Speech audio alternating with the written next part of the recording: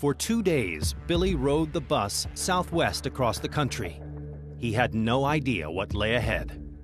Alone and exhausted, Billy ended up in Houston, where he befriended local skaters, telling them he had run away because of family problems.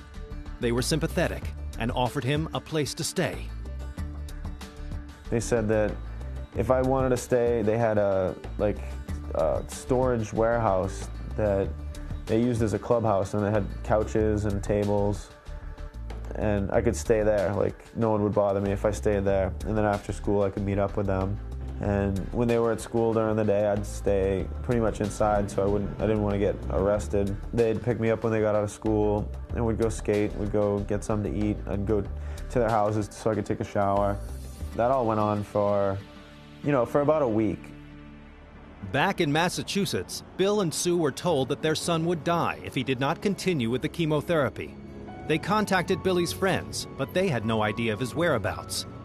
The Bests were desperate. We were calling the police every day. Nothing happened. We realized we were on our own.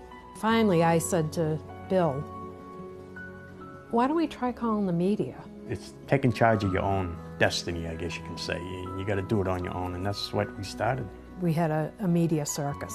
All the local stations started coming over and doing the story. Passing the TV at the home of one of his new friends, Billy saw something that caught his attention. And there's my mother's face on TV, on the screen, and she's crying. She's got tears running down her face, and she's saying, Billy, like, call, just come home. Like, you got to call, let us know where you are. The first thing I wanted to do was get to a payphone and, call her and let her know that I was doing okay. After about 5 phone calls, I remember talking to my mom, and, she said, Billy, we've learned about these new ways to treat cancer that our doctors didn't know about. One day, it just blurted out of me that he didn't have to go back to chemo. If he didn't want to, then we could find something else in this information that we had and try that.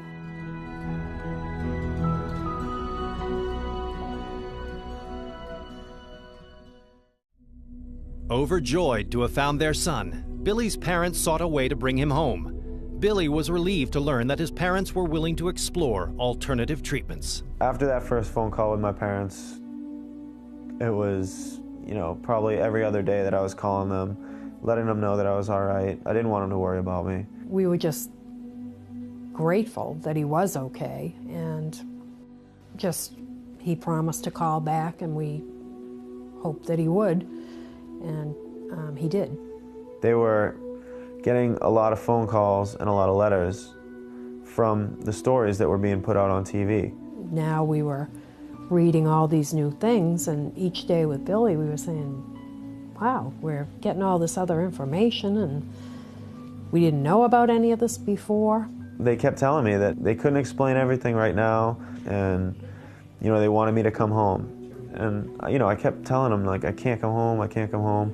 I was so scared that they were just going to grab me and bring me right back to the hospital. One day when I was talking to Billy, again excited, telling him about all this information, I said, Billy, if you come home, you don't have to go back to chemo. I don't want to die. Like, I don't want to do nothing about my cancer. And now they're saying that there's new kinds of treatments and there's new information to look over.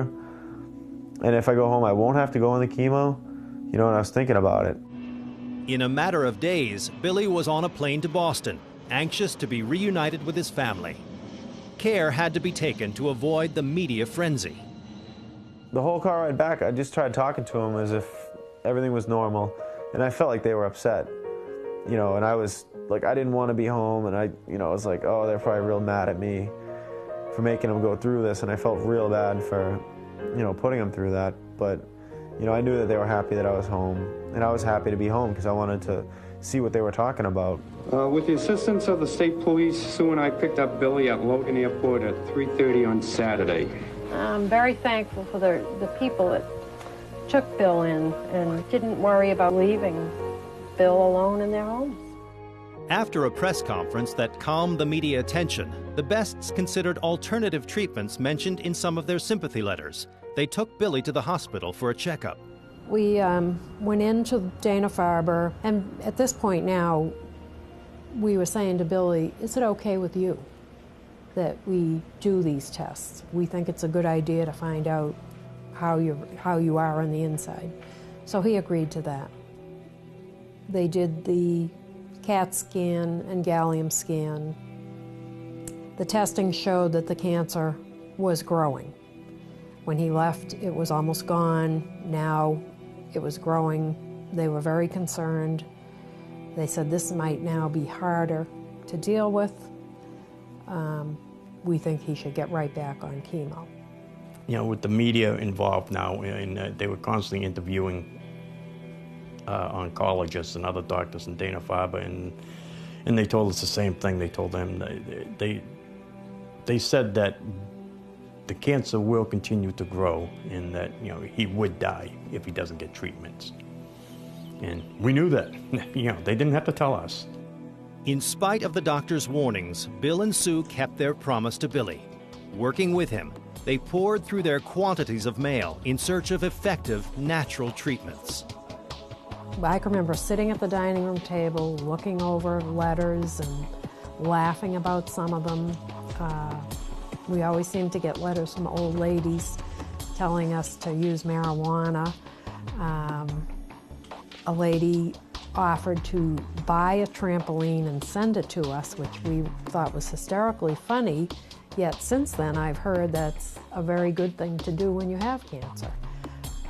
But to us, it was ridiculous. So we were in the unknown zone for sure.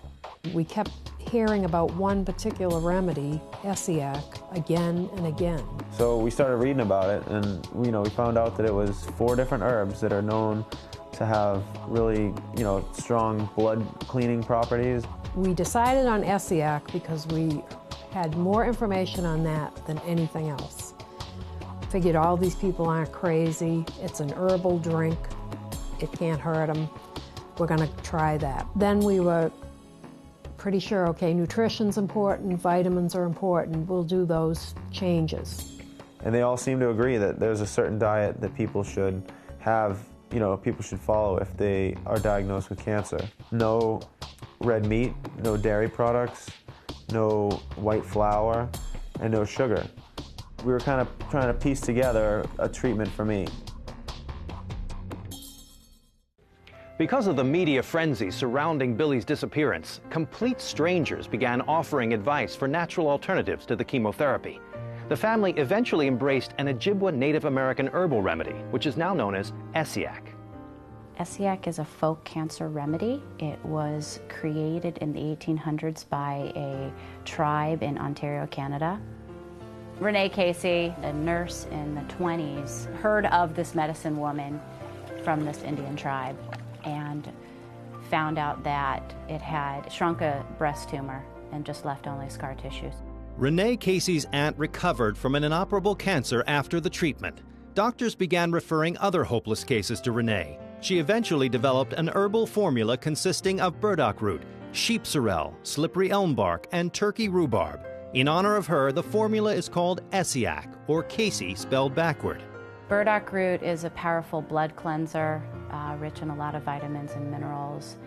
The sheep sorrel is a folk cancer remedy.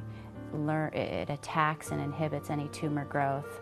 Also rich in various organic acids, minerals, vitamins. The slippery elm works, it's like a cleanser, powerful cleanser in your body. And the turkey rhubarb is known to expel any parasites. When we got the Essiac tea, it wasn't a liquid. You had to go through a process of brewing it. Preparing Essiac tea is a process. You want to use a stainless steel pot, no aluminum or copper, and distilled water. You'll use 1 ounce of the pre-mixed formula and 1 gallon of distilled water. And bring it to a boil and then let it simmer for 5 minutes. And after that, you take it off the heat for 4 hours. And in 4 hours, you bring it to a boil again and then let it simmer for 5 minutes and let it sit in the fridge overnight. And overnight, it would settle out a lot of the sediment. And so you have to pour the tea into glass containers, but you want to leave all the sediment in the pan because You know, it can be really gritty once you shake it up and try to drink it. I was taking 3 ounces 3 times a day. From day one, when your son is diagnosed with cancer, you're dealing in fear. Now we were starting to think about things. We were no longer fearful. And one night, it was about 10 o'clock at night, I should have been in bed, but the phone rang, and I usually would never answer the phone, but for some reason I just went over and picked it up. I was like, hello? And a voice on the other line, it's a man, and he started to tell me about his experience with a product called 714X. And they were on the phone a good hour, and he had Lou Gehrig's disease, and he was on 714X, and it was working for him. He got the use of his hands back. The next day, we open the mail. There's a packet of information from a different source, 714X.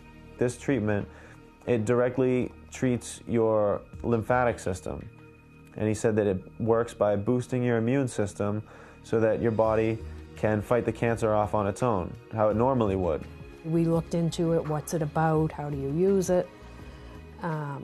It all made sense. It wasn't a treatment for Hodgkin's. This is something that can treat any degenerative disease because it directly treats the immune system. We, thinking this is just great information, we are going to share this with the doctors. They mustn't know about it. We had a meeting with my doctor, and I told him, you know, I said I don't want to go back on the chemotherapy yet, and we're looking at some alternative therapies, and this is the information that we have on these therapies. And he said, okay, well, we're going to have to schedule another meeting, you know, in a couple days. I'll look over this information and I'll get back to you. A couple days later, we have the meeting. Every head of the hospital, the head of oncology, radiology, my oncologist, psychiatrist, it was a big meeting. One of the things they said to us about 714X, they said, if you inject us in the wrong place, it's going to kill you. And if that didn't kill me, that I would die from, you know, you'd swell up and suffocate, or your lymph nodes would grow and just pretty much bleed to death internally. I got angry. You know, what are you doing it to this kid? Using these scare tactics. And they said my only hope was to go back and do chemotherapy and radiation. And we told them no. I want to try some alternative medicine. Billy and I just walked out of the room. After our meeting with the doctor and all the bigwigs, the psychologist told us that they were going to be reporting us to the state as unfit parents.